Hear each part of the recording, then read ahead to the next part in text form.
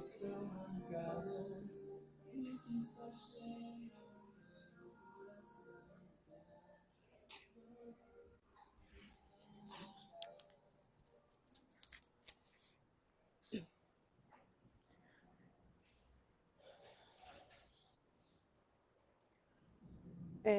Boa noite a todos. Nós vamos começar a nossa reunião dessa noite. Hoje nós teremos a nossa irmã Eni. Nós estamos estudando o livro Parábolas e Ensinos de Jesus, do Caibar Schutel, né? E hoje vamos ter a nossa irmã Eni com o Verbo de Deus, né? No próximo sábado será o nosso irmão Luiz Antônio, ele é aqui de Mesquita, e vai trazer o tema caridade. Tá? Na terça-feira que vem, Bárbara Dutra, com o que realmente sabemos sobre Judas. Nós queremos convidar todo mundo, né, para estudar conosco aqui. Nós temos agora, às terças-feiras, a partir das 7 horas da noite, né, começou já meia hora, o ESD, tá? O Estudo Sistematizado da Doutrina Espírita. Aí vai até mais ou menos 8h20, 8h30. Nós temos essa reunião agora, começando às 7h30. Na quinta-feira, nós temos, às 19 horas, o estudo de O Livro dos Espíritos e, às 20 horas, o estudo da mediunidade. Aos sábados, nós temos, às 9 horas, temos a reunião pública e temos também a evangelização infantil, 9 horas. E quando é às 10h30, nós temos outro grupo estudando também o ESD. Tá? Nós temos, então, esses convites são imperdíveis, tá, gente? Porque são momentos muito bons, né? De estudar, de aprender, de estar aqui nessa casa, né? Só de estar aqui já sabe, é super legal estar aqui, né? Então, estudando, aprendendo, vale a pena. Nós queremos lembrar vocês do nosso Instagram, né? @humildade e caridade, tudo junto, em letra minúscula. Nós queremos lembrar que nós temos aqui, né, o nosso quintal, então tragam as cascas, né, de legumes, de frutas, né, para nós fazermos o nosso adubo, né, para as comidinhas das minhocas, como diz a Rose. Também quero lembrar que nós estamos agora trabalhando assim essa questão do meio ambiente, né? Tão importante. Até no final de semana, no domingo, o CEU, né, uma reunião do CERJ, então eles lembraram, né, disso, vão fazer, então tem feito uma pesquisa, né, sobre o que nós, as casas espíritas, estamos fazendo, né, em relação com, né, ao cuidado do meio ambiente. Aqui na nossa casa nós já estamos trabalhando isso, né? Nós já usamos os copinhos, né? Os copos, a gente está usando aqueles que são biodegradáveis. Mas nós queremos ir mais, né? Nós estamos pedindo né? Cada um traga o seu copo, né? Aí a gente já vai economizar mais isso, né? Poupar um pouquinho mais o meio ambiente. Então, tragam seus copos, né? Ali nós colocamos até uma canetinha, se a pessoa não trouxe, aí usa aquele copo biodegradável, mas anota e fica usando um só, né? Até o final da reunião. Então, assim, né? É a nossa colaboração, né? Para o nosso planeta, né? Então, nós vamos, então... é verdade. Nós começamos um curso online das obras de Joana de Ângeles. Segunda e quarta sexta-feira, às 7h30 da noite, tá? Então, o pessoal coloca no nosso grupo o link, né, para quem quiser participar conosco. Nós estamos estudando agora Jesus e Atualidade. Jesus e a Atualidade, da Joana de Ângeles. Então, vale a pena, tá? Então, um grupo bom, com psicólogos, né? Joana de Ângeles é psicóloga, né? Um tratado bem, nesse nível, né, de psicologia, então está um grupo muito bom. Então, estão todos convidados. Vamos, então, à página de hoje, é do livro Fonte Viva, ditado por Emmanuel a Francisco Cândido Xavier, e nós estamos com a lição 176, Necessidade do Bem. E consideremos-nos uns aos outros para nos estimularmos à caridade e às boas obras. Paulo, Hebreus, capítulo 10, versículo 24. Muitas instituições da vida cristã, respeitáveis por seus programas e fundamentos, sofrem prejuízos incalculáveis em razão da leviandade com que muitos companheiros se observam uns aos outros. Aqui comenta-se o passado desairoso de quem procura hoje recuperar-se dignamente. Ali, pequenos gestos infelizes são analisados através das escuras lentes do sarcasmo e da crítica. A censura e a reprovação, indiscriminadas, todavia, derramam-se na família de ideal como chuva de corrosivos na plantação, aniquilando germes nascentes, destruindo flores viçosas e envenenando frutos destinados aos celeiros do progresso comum. Nunca é demais repetir a necessidade de perdão, bondade e otimismo em nossas fileiras e atividades. Lembremos-nos de que, com o nosso auxílio, tudo hoje pode ser melhor que ontem e tudo amanhã será melhor que hoje. O mal, em qualquer circunstância, é desarmonia à frente da lei e todo desequilíbrio redunda em dificuldade e sofrimento. Examinemo-nos mutuamente, acendendo a luz da fraternidade, para que a fraternidade nos clareie os destinos. Sem perseverança no bem, não há caminho para a felicidade. Por isso mesmo, recomendou-nos o apóstolo Paulo: e consideremo-nos uns aos outros para nos estimularmos à caridade e às boas obras, porque somente nessa diretriz estaremos servindo a construção do reino do amor. Graças a Deus. Então, vamos agradecer a Deus, nosso Pai, e ao querido Mestre Jesus, porque aqui estamos mais uma noite para aprendermos um pouco mais da doutrina espírita, essa doutrina que tanto nos esclarece, tanto nos consola, tanto nos estimula para nos melhorarmos, para caminharmos para o bem. Abençoa, querido Mestre, essa nossa vontade de crescermos, de nos melhorarmos.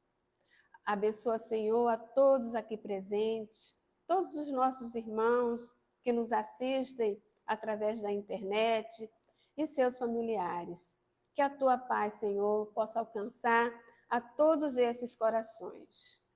Queremos, Mestre amado, te pedir pela nossa irmã Eni, que traz o estudo desta noite, que ela seja auxiliada, que ela seja intuída pelo seu mentor, pelos mentores da nossa casa, na transmissão desses conhecimentos, dessa lição dessa noite.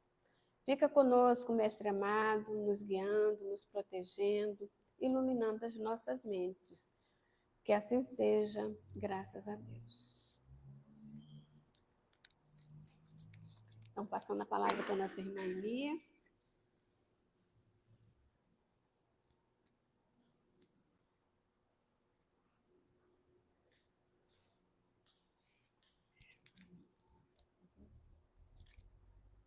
Obrigada, Antônia.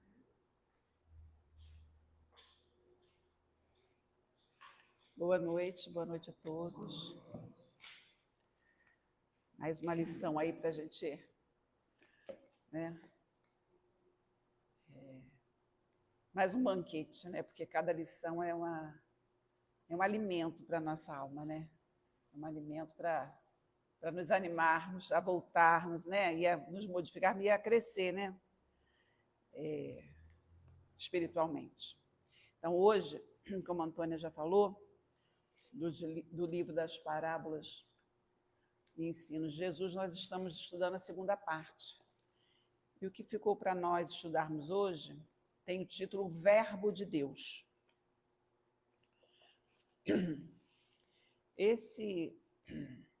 Essa passagem foi João que nos trouxe. E eu vou ler a passagem para a gente relembrar, porque é uma passagem assim que diversas religiões dão uma modificadinha, né? Então, a passagem que a gente tem pelas outras religiões, pelos outros saberes, a gente teve outras informações diferentes das de Kardec, não é? Mas se a gente for analisar, não o que João falou, mas o que Jesus falou sobre a própria passagem, a gente vai entender. E é isso que a gente vai tentar entender agora, né? Então, a gente vai começar lendo a passagem de João, do capítulo 1, os versículos de 1 a 18. E João fala assim... Desculpa, gente.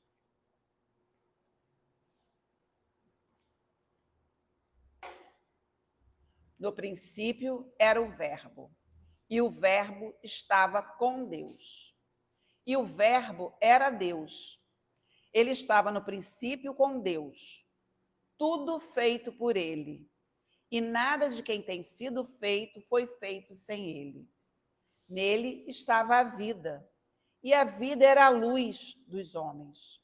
A luz resplandece nas trevas, e contra ela as trevas não prevalecem. Houve um homem enviado por Deus e chamava-se João. Este veio como testemunha para dar testemunho da luz, a fim de que todos crescessem por meio dele. Ele não era a luz, mas veio para dar testemunho da luz. Havia verdadeira luz que, vinda ao mundo, alumia a todo homem. Ele estava no mundo, e o mundo foi feito por ele. Parece que repete, né? E o mundo não o conheceu. Veio para que era seu, e os seus não o receberam. Mas a todos que o receberam, aos que creem em seu nome, deu ele o direito de se tornarem filhos de Deus, os quais não nasceram do sangue, nem da vontade da carne, nem da vontade do homem, mas sim de Deus. O Verbo se fez carne e habitou entre nós, cheio de graça e de verdade. E vimos a sua glória, glória como do Filho unigênito do Pai. João deu testemunho dele e clamou, dizendo: Este é o de quem falei. Aquele que há de vir depois de mim tem passado adiante de mim, porque existia antes de mim, pois todos nós recebemos da sua plenitude e graça sobre graça. Porque a lei foi dada por intermédio de Moisés, mas a graça e a verdade vieram por Jesus Cristo. Ninguém jamais viu a Deus. O Filho unigênito, que está no seio do Pai, esse o revelou. Então, essa é a passagem que João traz para nós. E à medida que, na época, as pessoas iam estudando, cada um ia interpretando a sua moda, a ponto de falar que Jesus fazia parte da Trindade, que ele era Deus, né? E a gente ainda ouve pessoas falando que Jesus é Deus, né, em algumas denominações. E isso foi trazendo as divisões das religiões depois do cristianismo. Porque quem tinha acesso às informações eram pessoas que tinham acesso ao estudo, eram as pessoas letradas, né? E isso foi trazendo outras denominações, outros estudos. Mas nós temos essa visão agora através do Espiritismo. Kardec veio nos orientar, nos deixar bem claro como que isso acontece. O Verbo estava com Deus. O Verbo era de Deus, mas o Verbo era Deus. Quem é que trouxe a palavra, né? Então, essa questão da palavra foi ficando modificada, por quê? Nas traduções. Cada um que viu, não foi feito, né? naquela época, foi feito posteriormente. Os apóstolos, né? E tanto é que não tem outras passagens de outros apóstolos com essa passagem, só de João. Então, conforme foi sendo traduzida, foi dando diferenças, né, nessa interpretação. E a gente vai ver, lá em Obras Póstumas com Kardec, que esse estudo, que o verbo, né, o verbo de Deus, ele faz parte sobre a natureza de Jesus. Lá em Obras Póstumas, quando a gente começa o capítulo, diz assim, ó, o verbo se fez carne. Ó, já modifica, né, a tradução. O verbo se fez carne, e não o verbo de Deus. Aí depois começa a falar, no princípio era o verbo estava com Deus, o verbo era Deus.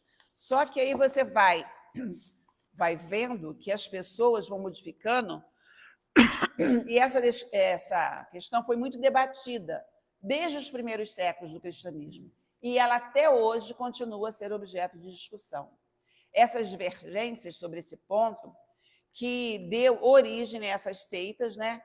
E todos os líderes da maioria das seitas eram homens esclarecidos que afirmavam suas conclusões sobre abstrações e não sobre os fatos. Porque quando você lê o que João disse, é uma abstração. Foi a palavra dele, a interpretação dele do que ele vivenciou, claro. Mas é a palavra dele. É a palavra de Jesus? Não. Aí, onde é que a gente vai encontrar realmente os fatos?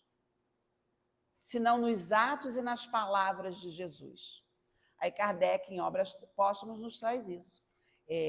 Os atos de Jesus, as palavras de Jesus. Porque Jesus, ele não escreveu nada. E seus historiadores, quem eram? Os apóstolos, né?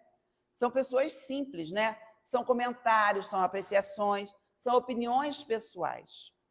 Então, para atender essa questão da divindade de Cristo, nada melhor do que suas próprias palavras, né? Porque Jesus, por usar uma linguagem figurada no que diz a sua pessoa, ele usava a linguagem figurada, mas quando ele falava, né, ele falava realmente o que nós deveríamos recorrer, o que nós deveríamos fazer. Então, lá na página 298 do livro de Obras Póstumas,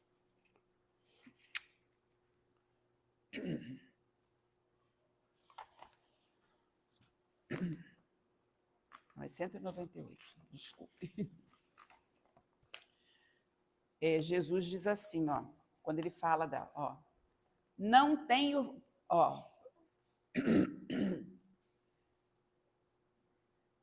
ele diz assim, não tenho falado por mim mesmo. Aquele que me enviou foi quem me prescreveu. Olha ele elucidando as palavras de João. Por seu mandamento, o que tenho de dizer? A doutrina que prego não é minha, mas daquele que me enviou. Né? De quem? De Deus. A palavra que tendes ouvido não é palavra minha, mas de meu Pai que me enviou. Essas sim são palavras de Jesus.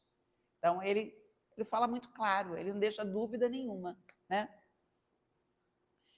E a ninguém fora possível exprimir com mais clareza e precisão do que o próprio Jesus, né? Então, isso implica uma posição de que Jesus ele era subordinado com relação àquele que mandou ele, de quem enviou. Ele não fala que ele que, né, todo o mandamento é dele, não, mas é de Deus. Ele vem trazer os mandamentos de Deus. Ele é quem está sendo mandado. Quem é o mandatário? Quem é que mandou? Deus.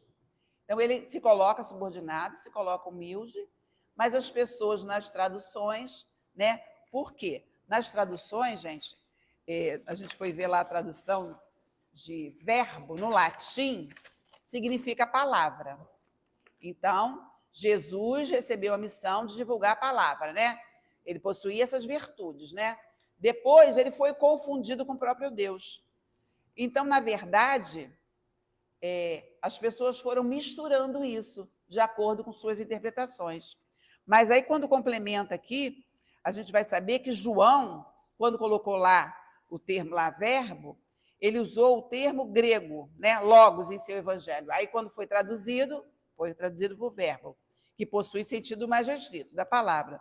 E no grego, quando ele colocou essa palavra, significava, além da palavra, o verbo significar palavra, ela incluía nessa tradução inteligência, razão, mente divina, pensamento divino. Só que, assim, na tradução foram saindo lá do eixo de que Jesus realmente falava, né? Então, é isso que foi dando, e como dá até hoje muitas palavras, outros sentidos, nas traduções. E essas traduções antigas traz muita dificuldade para nós, né? Porque naquela época nós não tínhamos essa gama de possibilidades, né? De estudar, de entrar, de procurar. Então, cada um ia fazendo e ia modificando. E isso foi dando muita dificuldade às pessoas de entenderem essa passagem. E na Gênesis, né? Quando diz, o verbo se fez carne e habitou entre vós, e vimos a sua glória, como a glória do unigênito do Pai, cheio de graça e de verdade. Então, aqui ele já fala que se fez carne, né? Aí, no Consolador, aqui, nós tiramos uma passagem que Herculano Pires, né, do Consolador? É de Herculano Pires? Não, né? Emmanuel, né? Então, ele fala assim, ó, com referência a Jesus, como interpretar o sentido das palavras de João? E o verbo se fez carne e habitou entre nós, cheio de graça e verdade. Aí diz, antes de tudo, precisamos compreender que Jesus não foi um filósofo e nem poderá ser classificado entre os valores propriamente humanos, tendo-se em conta os valores divinos de sua hierarquia espiritual na direção das coletividades terrícolas. Enviado de Deus, ele foi a representação do Pai junto do rebanho de filhos transviados. Então é diferente, ele não veio aqui filosofar pelo simples fato de filosofar, ele veio trazer, né, a mensagem de Deus, cuja tutela lhe foi confiada nas ordenações sagradas da vida no infinito. Diretor angélico do orbe, seu coração não desdenhou a permanência direta entre os tutelados míseros e ignorantes, dando ensejo às palavras do apóstolo acima referidas de Emmanuel, né? Então, outra contribuição que a gente tem, né, de Emmanuel, trazendo essa tradução, essa orientação para nós.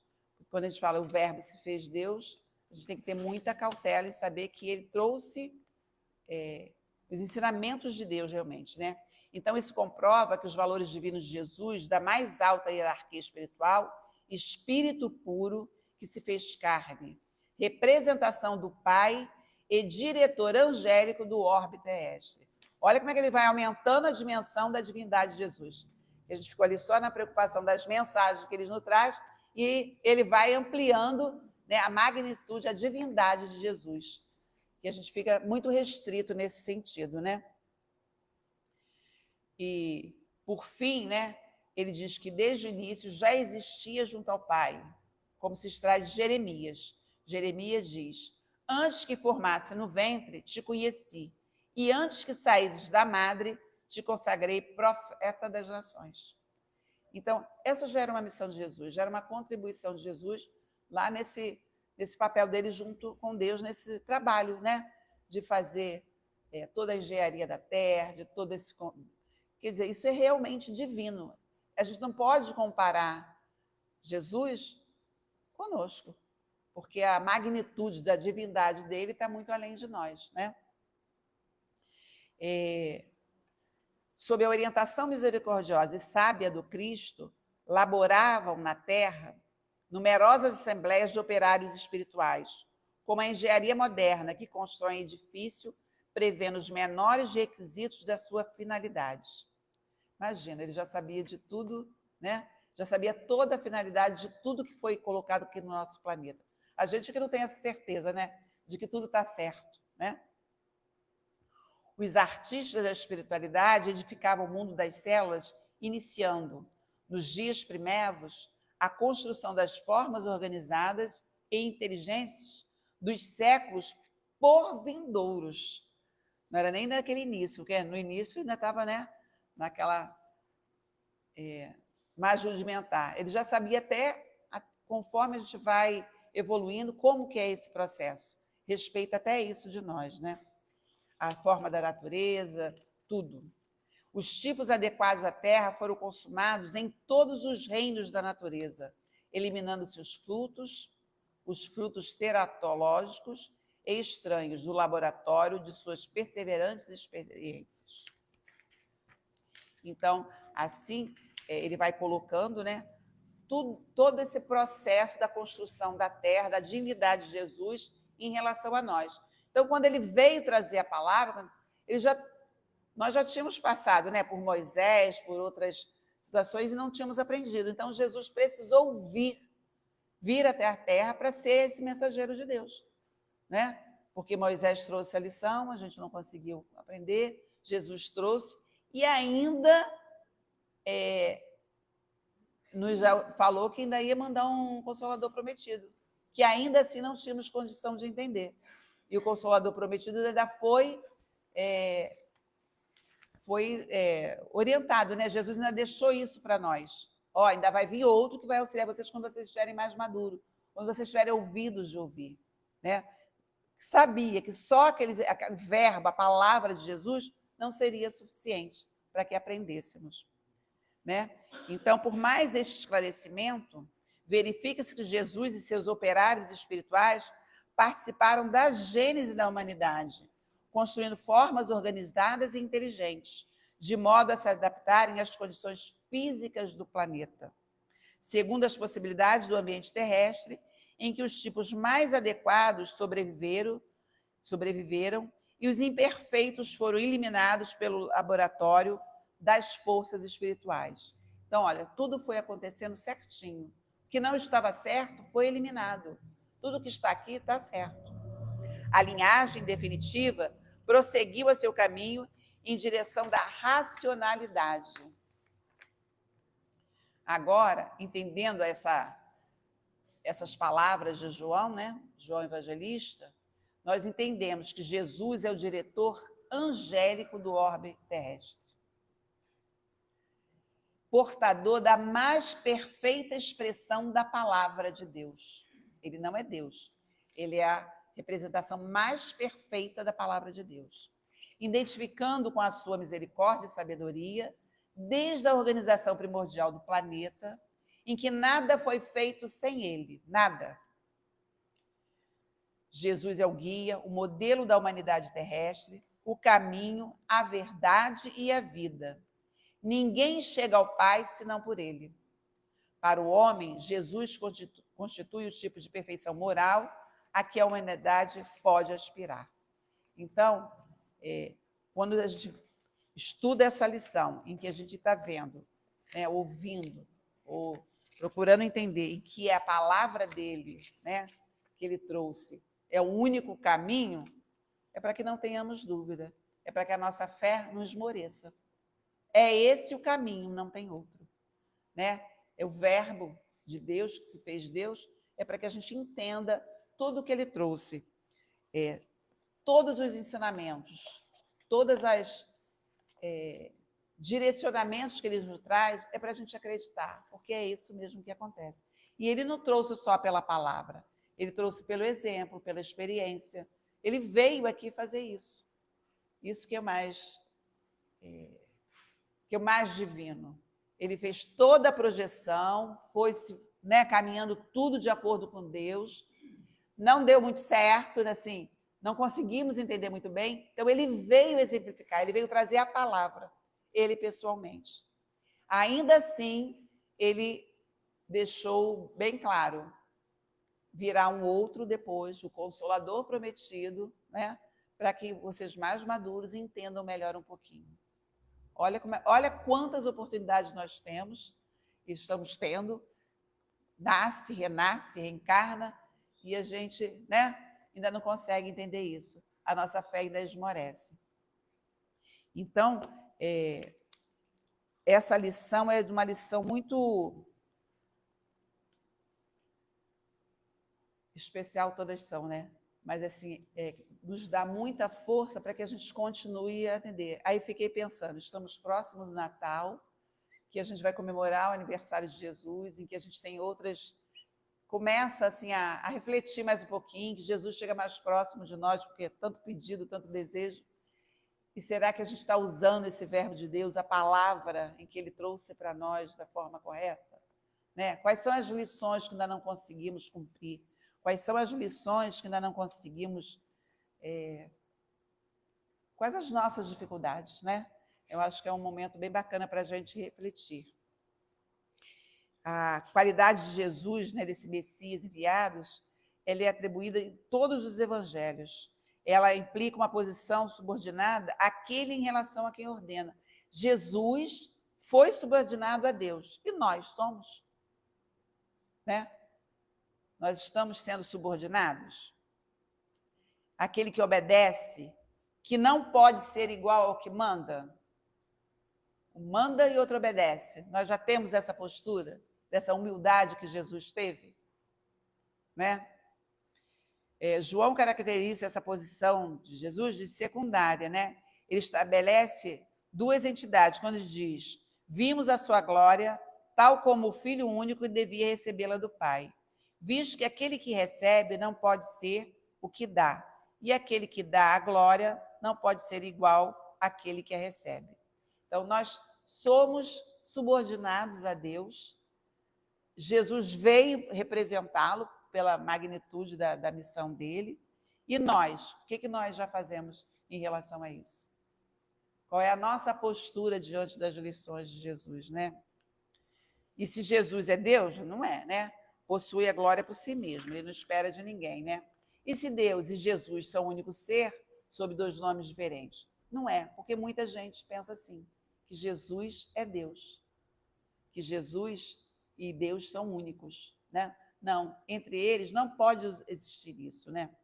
Então, a qualificação de Messias divino não exprime que haja mais igualdade entre o mandatário e o mandante do que de enviado real entre um rei e seu representante. Então, Jesus é representante de Deus, né? Ele veio trazer para nós essa... Ele é filho de Deus, né? Então, Jesus era um Messias divino, pelo duplo motivo de que Deus é que tinha sua missão e de que as suas perfeições o punham em relação direta com Deus. Então, ele era tão puro que ele tinha uma relação direta com Deus, ele tinha essa possibilidade. E nós temos também que buscar isso, né? Esse desejo de ter mais intimidade com Deus, com Jesus. Será que nós já temos essa intimidade? Sempre que eu estudo alguma lição, eu fico assim, que ponto, que intimidade que nós já temos com Jesus? O que nós já estamos fazendo para isso, né? Para sermos mais... trilhar esse caminho de perfeição.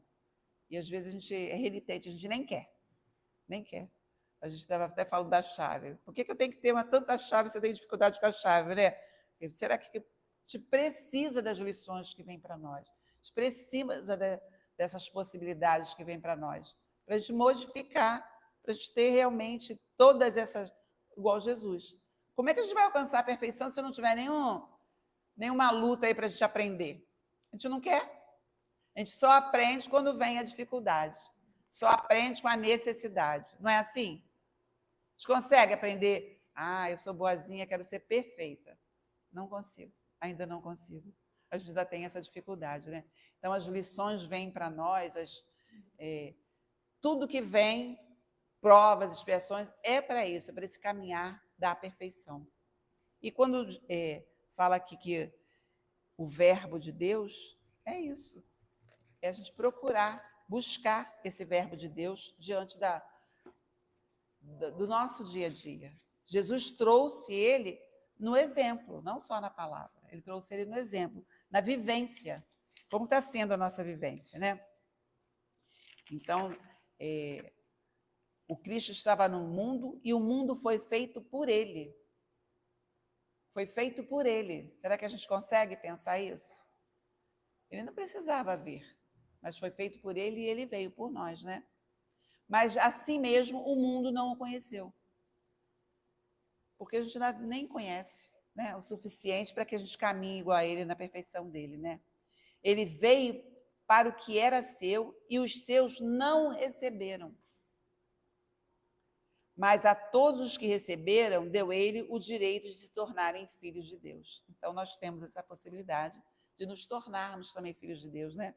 Recebendo essas lições que ele nos trazem. Os quais não nasceram do sangue nem da vontade do homem, mas sim de Deus. Então, o Verbo se fez carne, viveu com um corpo humano, habitou entre nós, cheio de graça, de poder e de verdade.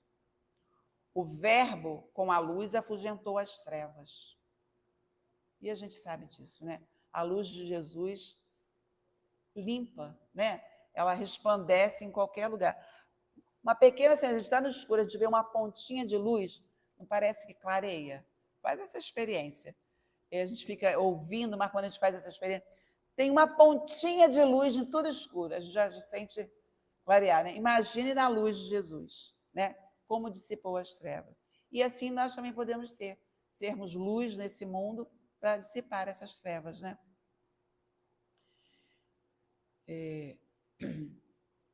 Ele afugentou as trevas, com a vida aniquilou e venceu a morte. A morte que se acreditava, ele venceu. Com o quê? Com a certeza da vida futura, com a certeza de que a gente não morre, com a certeza de que temos uma outra dimensão e continuaremos, né? Ele aniquilou a morte assim, fazendo-se o caminho sem trevas e sem morte para subir ao Pai. Vimos a sua glória, glória como a do unigênito de Deus, porque nenhum outro, senão Jesus, sacrário do Verbo de Deus, desempenhou missão igual. Muitos vêm com missão, mas nenhum conseguiu como Jesus.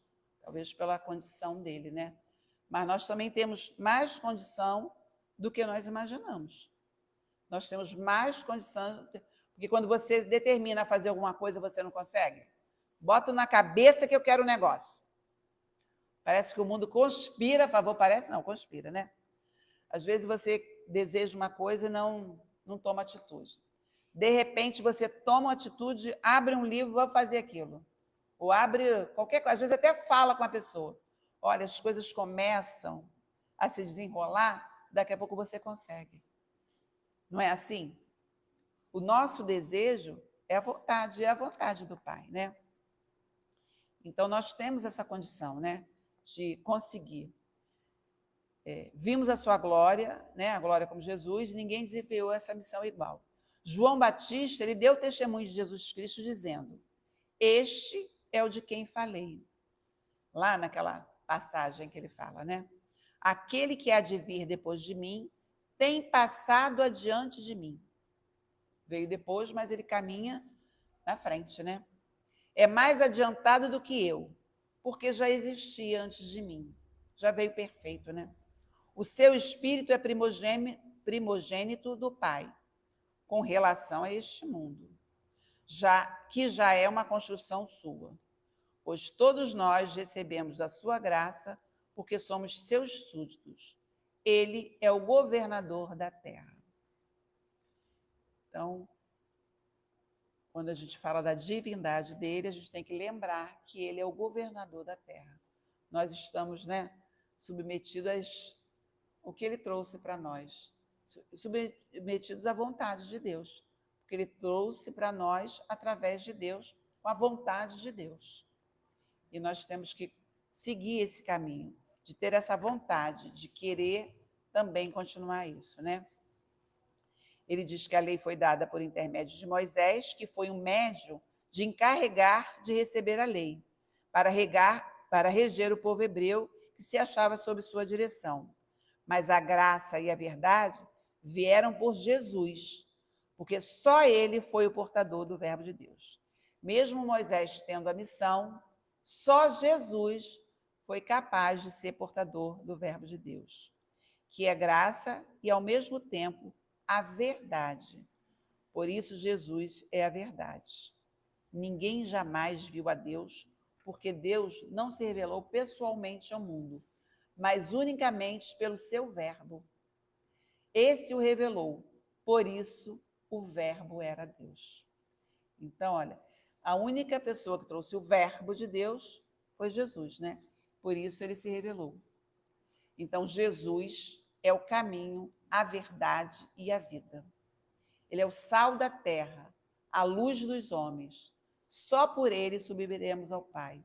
Tudo isso o Verbo de Deus disse e João Batista o testificou, foi a testemunha. Ele não foi, ele falou do modo dele, mas ele testemunhou a luz, ele testemunhou toda essa possibilidade que Jesus trouxe para nós. Imagina que missão, né? Também testemunhar, ser apóstolo e testemunhar isso, né? Então, o Verbo de Deus é uma coisa assim, quando a gente fala, não dá a impressão de que o Verbo de Deus é de Jesus, né? Dá a impressão, que palavra é essa? Quem fala o Verbo de Deus? Mas com certeza nenhum outro trouxe a palavra de Deus a não ser Jesus dessa maneira tão rica, tão plena, né? Ele estava próprio, ele estava pronto, ele era realmente a pessoa que teria que trazer para nós. E nós temos a obrigação, né? Nós temos o dever de aproveitar essa oportunidade, já que nós já o conhecemos, de seguir esse caminho. A partir do momento que nós conhecemos o Verbo de Deus, né? Muitas pessoas não conhecem, muitas pessoas não têm essa possibilidade que nós temos de parar uma noite e conversar sobre isso, de parar uma noite e estudar uma lição em que traz os ensinos de Jesus. Esse livro, Parábolas de Ensino de Jesus, traz a primeira parte com as parábolas, que é a parte mais figurada, né? Com as histórias que ele trazia para o povo, e traz a segunda parte já com essas lições que Jesus traz para nós. E o Verbo de Deus é uma delas, né? Então, a gente termina aqui o estudo, né? Falando que Jesus é o caminho, a verdade e a vida, o sal da terra, a luz dos homens. Que não tenhamos dúvida disso, né? Só por ele subiremos ao Pai. Tudo isso o Verbo de Deus disse e João Batista o testificou. Que a gente possa entender essas palavras e internalizar em nós, de não ter dúvida, né? Porque no momento já a nossa fé fica abalada, mas esse testemunho de ter a certeza, de ter esse conhecimento, essa possibilidade de entender, ou já de poder ler essa possibilidade, e a gente trouxe, né, o Consolador Prometido ainda veio clarificar, trazer essas testemunhas com outras falas de outros espíritos, nos orientando sobre isso, que não tenhamos medo, nem dificuldade, nem incerteza, né? Que tenhamos a certeza que Jesus é o caminho, a verdade e a vida, né? Então, fica aí a nossa contribuição, né, de hoje, para que a gente possa levar para casa e refletir sobre isso, refletir sobre essas possibilidades da gente de ter isso como meta em nossa vida, né? Então, obrigada, uma boa noite.